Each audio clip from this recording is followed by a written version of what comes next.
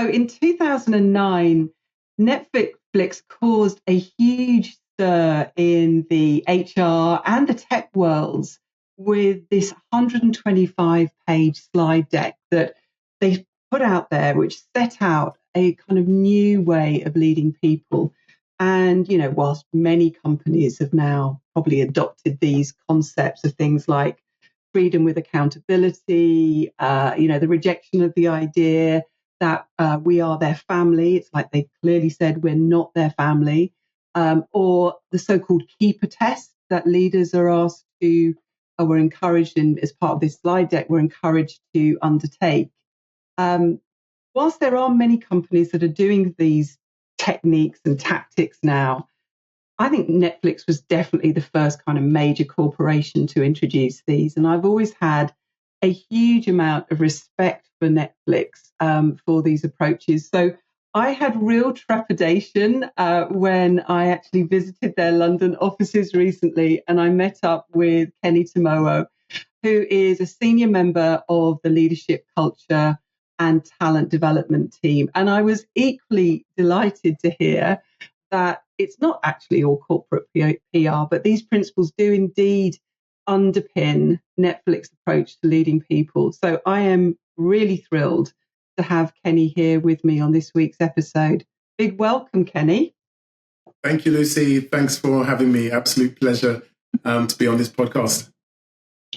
Oh, right. Let's get into it then. So that slide deck from 2009, and I know it's been updated and it's evolved, hasn't it? But yeah, those kind of core principles, has that been your experience as an employee of Netflix? Yeah, I'd say broadly so. It's interesting because we're at a time at the company where we've been growing massively. During COVID, we saw quite a lot of growth. I would say probably half the company, I would say, at the time had joined around the COVID period. So, and we've since then about half. That's huge, isn't it?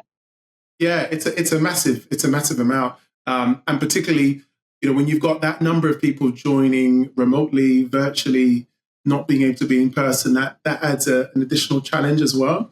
And we've moved into ads. We said we wouldn't do ads before, but as is known publicly, we've now started ads. We've moved into games. And so I say all of that to say we're in a time now that's quite different from 20 years ago. And so in answer to your question, I'd say that it's broadly true, but there are some things that are now changing. There are some things that are now needing to flex as the company scales, which I think is quite an interesting time. Well, maybe we can get into that later, but I want to find out more about you and your role at Netflix. So talk to me about your journey in leadership development and culture and OD and how you came to be at Netflix.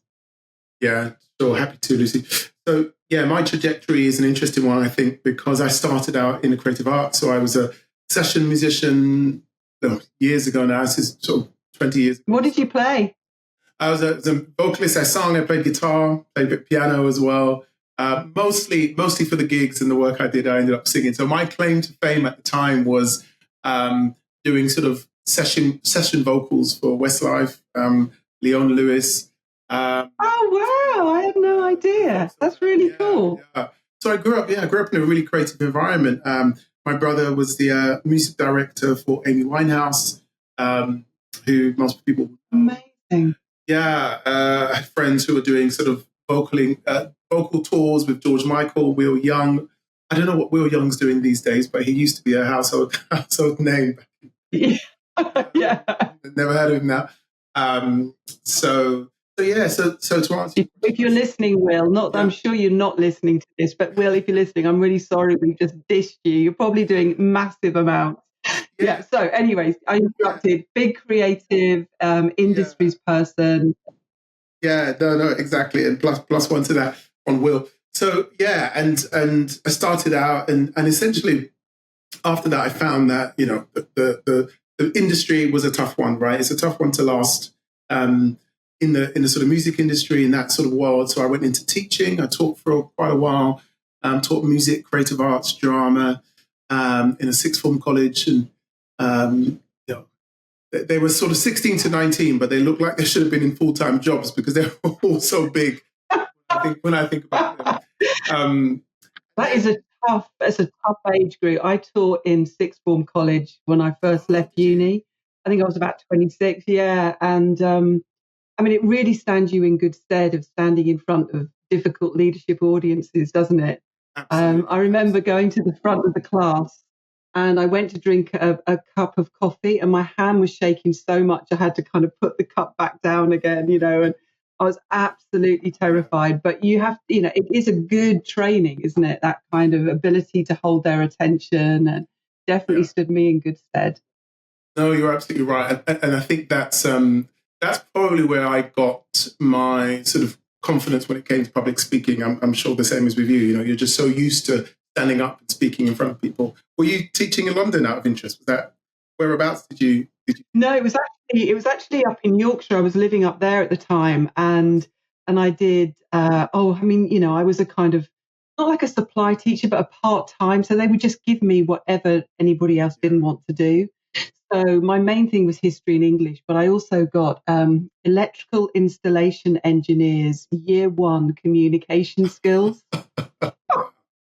Wow. Oh God, that was the worst session of the week. That was just terrifying. Oh wow, hats off to you. Yeah, and I take my hats off to anybody that's still teaching right now, because it's even tougher, I think, in today's age. So I did that for a number of years, and then I won't go through the entire history, but then I took a number of different roles in leadership, in culture. I think when I think about my career, I've worked in probably most of the sort of services and sectors you can work in. So I was in social enterprise.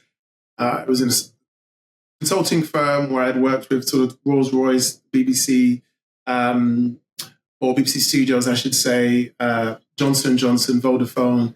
So that was a really helpful gig in just being able to sample and understand how different organizations work and different sectors work. Then went to a gaming metaverse type organization in a sort of global talent and inclusion role. And then, full circle, landed at Netflix a few years ago. And I have a regional role as part of a sort of global team. I think that's quite an important distinction, because Netflix was my first time being in a regional role. Previously, it had been at the center or in sort of kind of a more of a global role. So tell me about the role that you're doing now then. So it's to do with leadership, talent management, culture.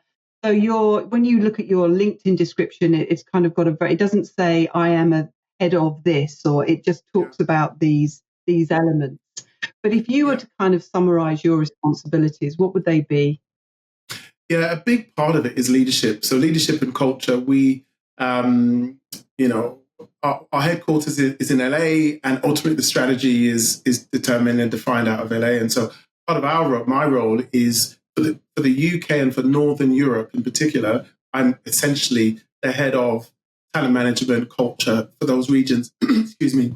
So anything north of Europe related to our biggest markets, the UK and Amsterdam, I essentially lead on everything to do with onboarding, culture, engagement, talent management. It's quite a wide and kind of broad church, but we work closely with our business partners, and we have a centralized sort of coordination function out of Amsterdam.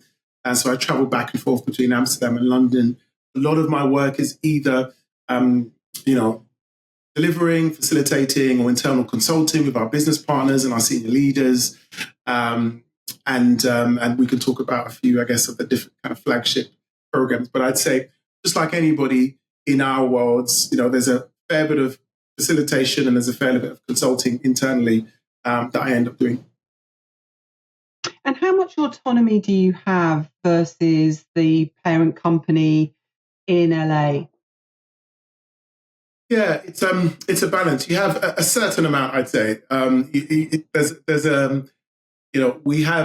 We used to talk a lot about highly aligned and loosely coupled, which was one of our culture tenets, right? And it's just what does it mean? Is probably the first thing people are thinking. Highly aligned, loosely coupled. It sounds nice, sounds posh. But what does that actually mean?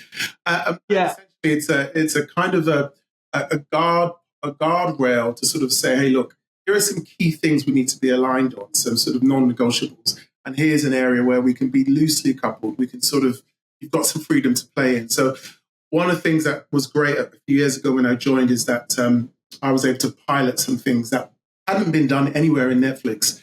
We just said, look, we said to the global team, to the central team, hey, look, let's test some things in EMEA, in Europe, Middle East, and Africa. Let's see how they land. And then hopefully that can percolate upwards and provide some good data points for the global team with regards to kind of more broader. I think that's really sensible.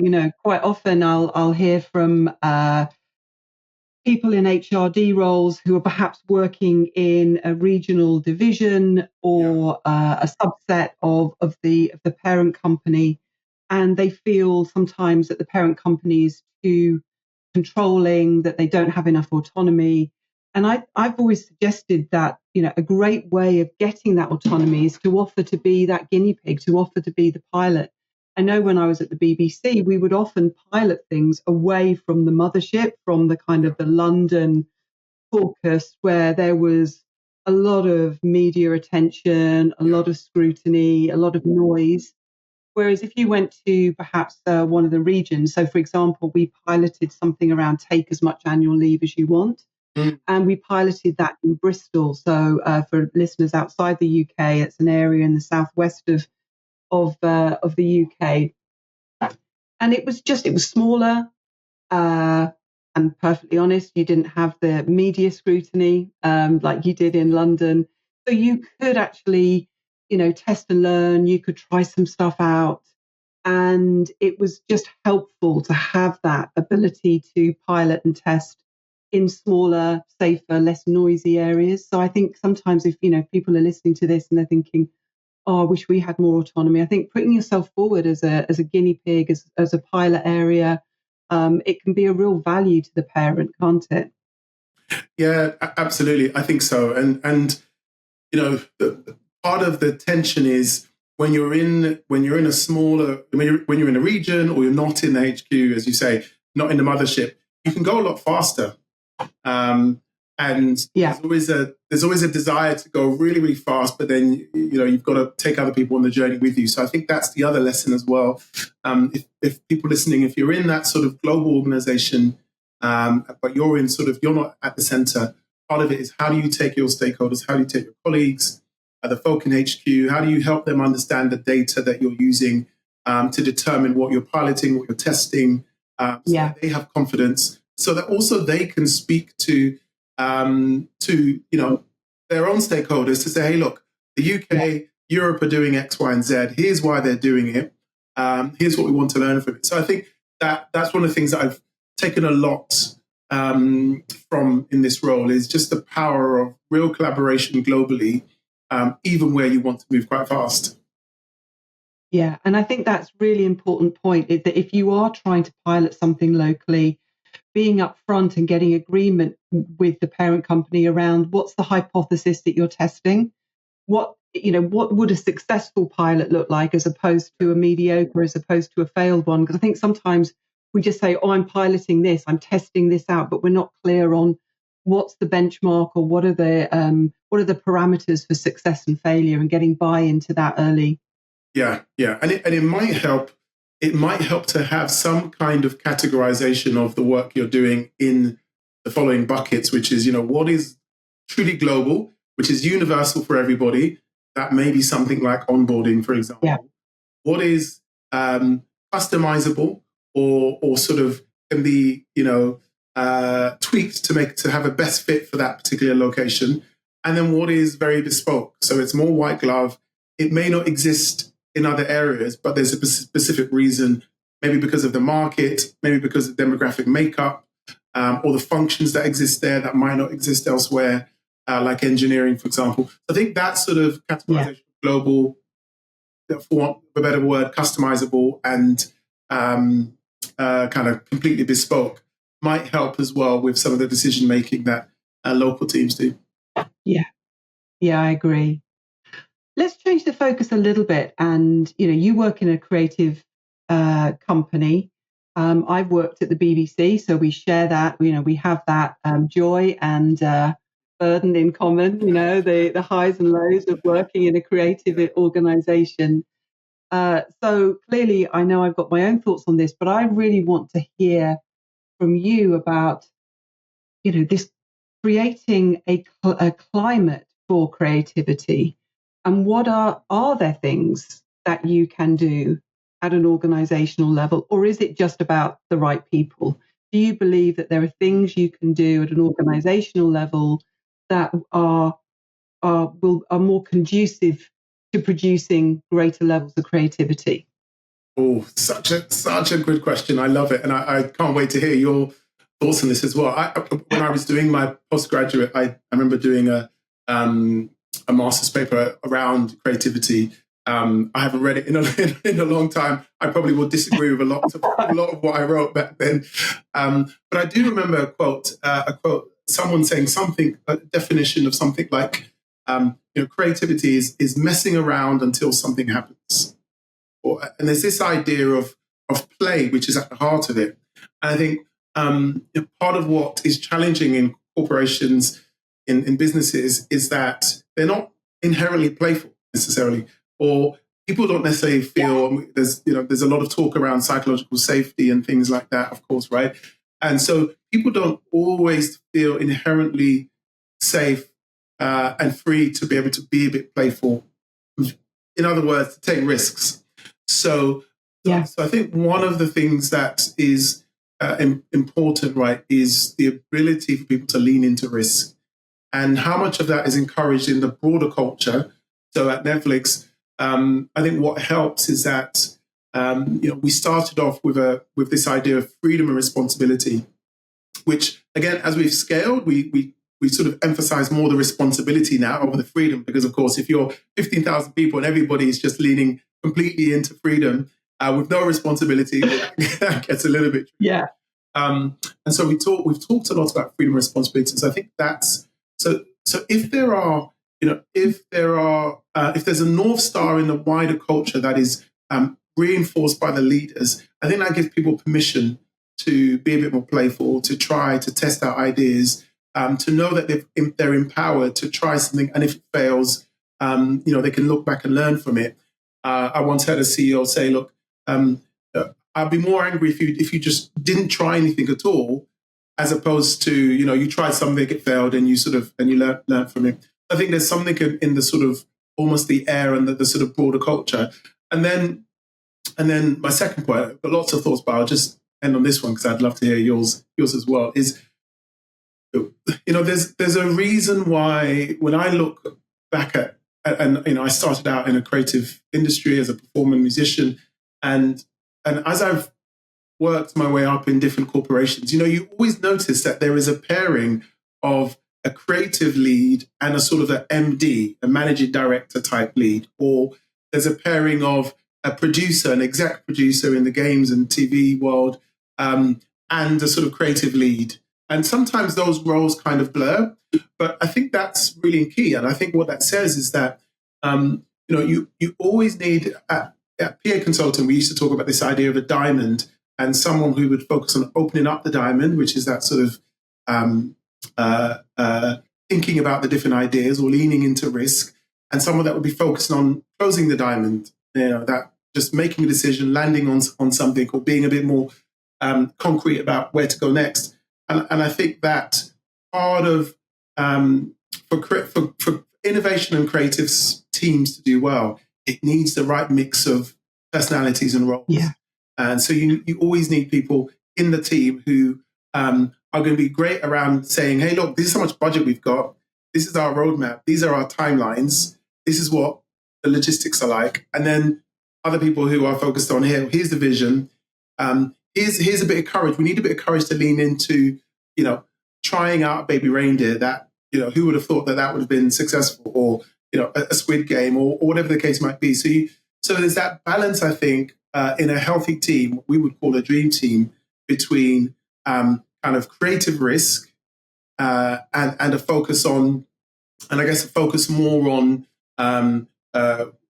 what you might call the operational sort of side of it. Yeah, I mean, I absolutely agree with everything you've said about the playfulness, the psychological safety, all of which can be very difficult for organizations that are having to meet targets and investor expectations and the relentlessness of perform, and those expectations. But I also think that there's something about a creative environment where we tend to think of it as being all the chuck everything up in the air, your open diamond, that kind of, it's all about brainstorming and it's all about just kind of, experimentation.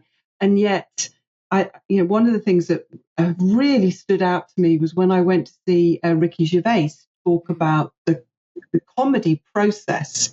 And you kind of think that it's a genius sitting there having ideas, don't you? And that kind of sparking off each other with a team of writers. But he said that the biggest contribution to a great comedy is the edit, and it is the reduction. It is the sort of stripping back. It's not adding. It's not the big ideas. It's the discipline of reducing. And I know that, when you see a news broadcast go out, for every amazing foreign correspondent there in the thick of it, there are a team of highly specialized technical, as you say, producers, editors, people who contribute to that creativity, but aren't necessarily seen as the creative ones. So I think you're absolutely right to point out that blend. And actually, too much freedom, I think, can be damaging to the creative process. You think about some of the best kind of innovations that have happened in media. Has it been with the biggest budget? Not necessarily. Actually, sometimes those kind of tight constraints around budgets and timeframes and limitations that are set on creatives actually can drive a greater creativity. So I think it is always a balance between the structure, the limitations, the boundaries, the responsibility piece with the freedom. And I think I love it when I see leaders leading in a way which is, I don't know if you've come across the Telenor approach, tight, loose, tight. So it's about being really tight on expectation. What are the outcomes we're looking for from you? What is the output we want? What does success look like? And then the loose bit is all about then kind of taking a step back and giving that autonomy, that freedom for people to come at it in different ways and, with different ideas, challenging established ways of doing things. But then it's a tightening up again on accountability, deliverability. So it's not anarchy, it's not a hippie commune. It is about still delivering, but there's space in there, and it's quite structured in the way that they give that space. Yeah. There's so many things I just want to just piggyback on in what you've said, Lucy, if I can, because I think that's so good.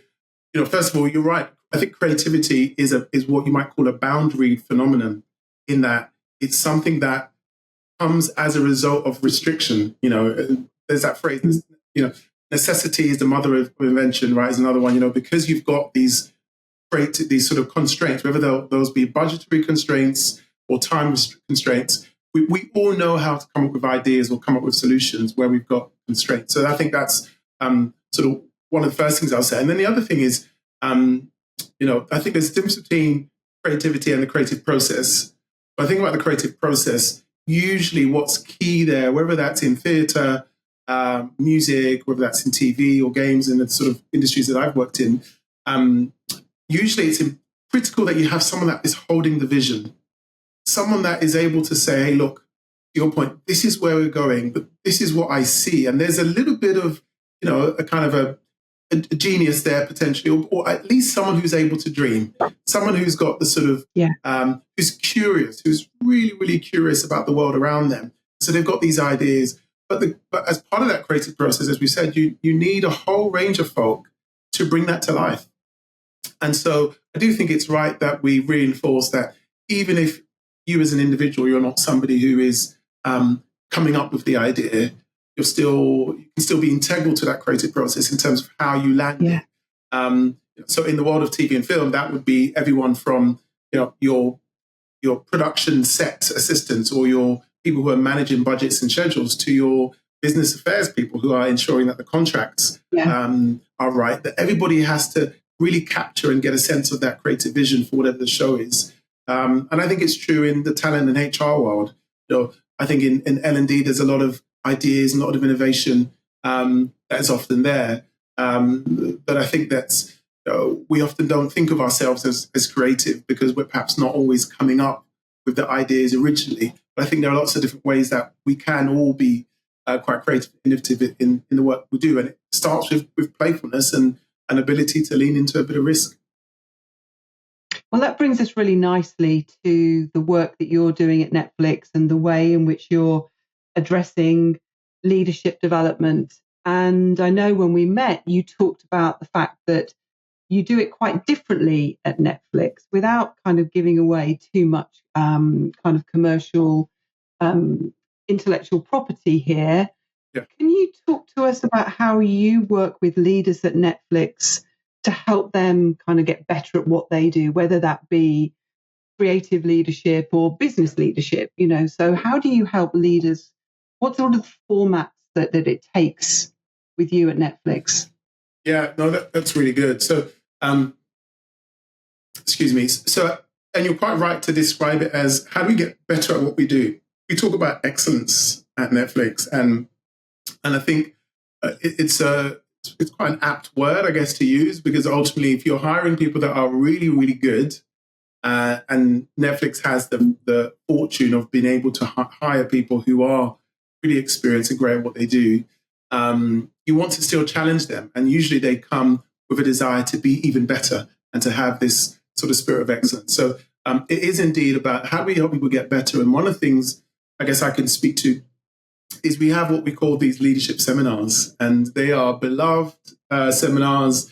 And they're, if your audience is familiar with an organization called the Aspen Institute, then you might have a sense of what this is like. So, but long story short, we have these seminars which are global for our sort of more senior leaders, and they're essentially based on stories. They're based on Netflix curated stories.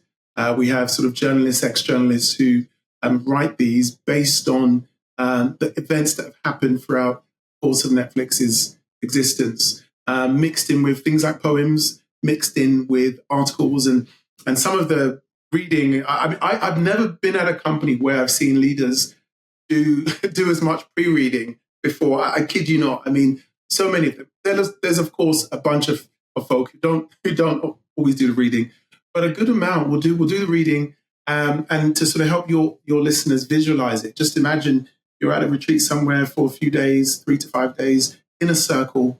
You take your phones, you put your phones inside, lock your phones away, so we have no phones, no screens, and you're immersed through what we call, or we don't call it this, but it's called Socratic dialogue. And Socratic dialogue is just a sort of fancy phrase for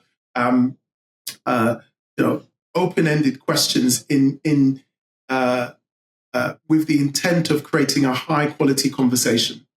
So it's not so much coaching, it's not so much facilitation, it's what we call moderation.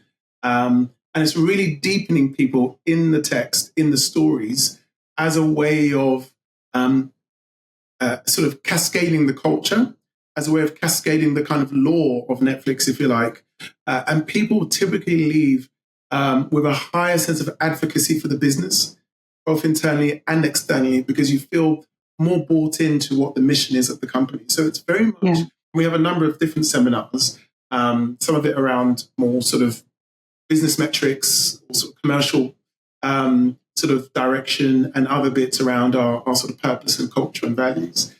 So those are one of the sort of what I call vehicles that we use, and we mix in between that. I think that's great. I think that kind of ability to engage with a story, of which there's, like any story, there are always multiple potential endings and multiple potential morals to draw from that story. And of course, that's what leadership is like, isn't it? There is very rarely one clear-cut, obviously right answer.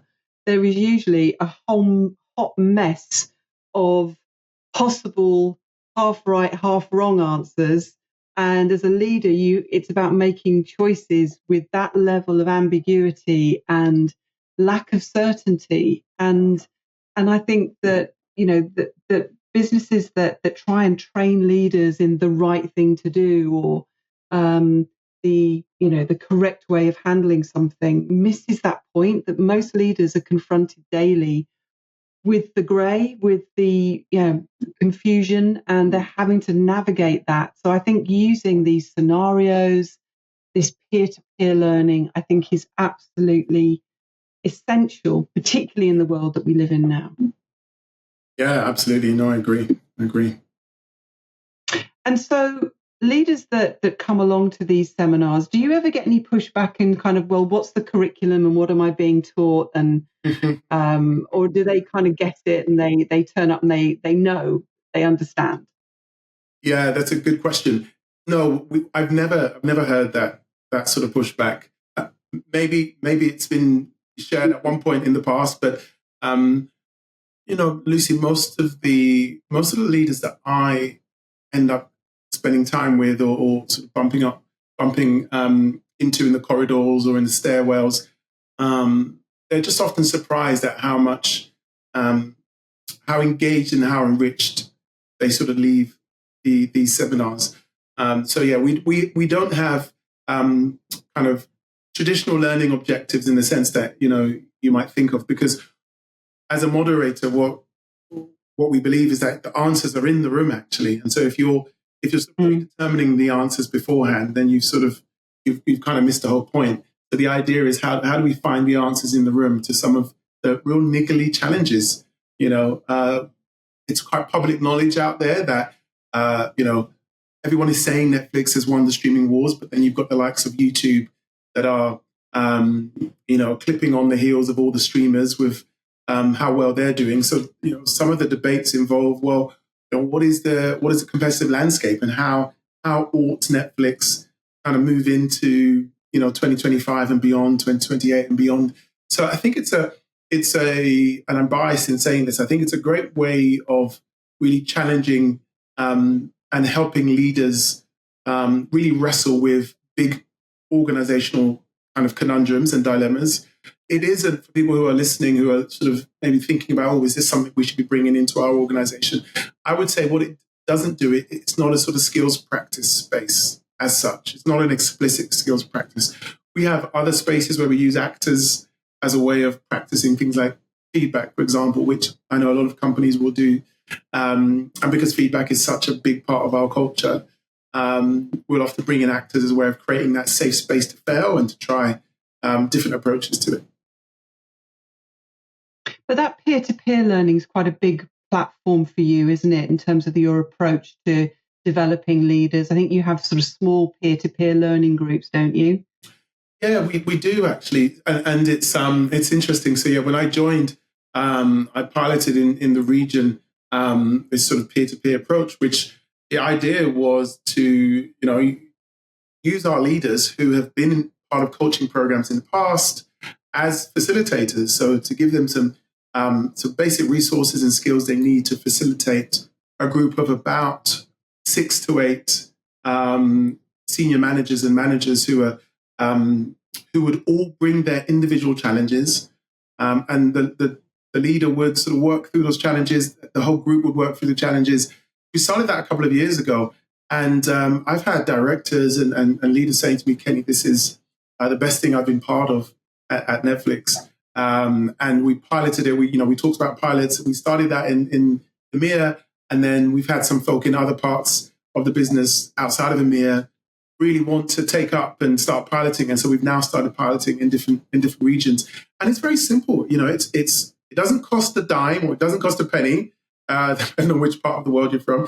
And also it just requires that you've identified a handful of champions, of role models, of leaders who have the sort of sensibilities to sort of hold a space with a small group.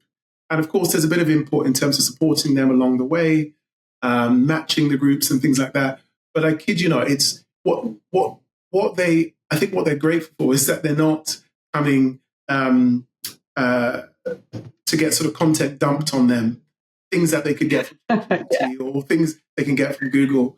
And maybe the most memorable quote is quite simple. Someone who said to me, Kenny, I no longer feel lonely at Netflix, was their phrase. Yeah.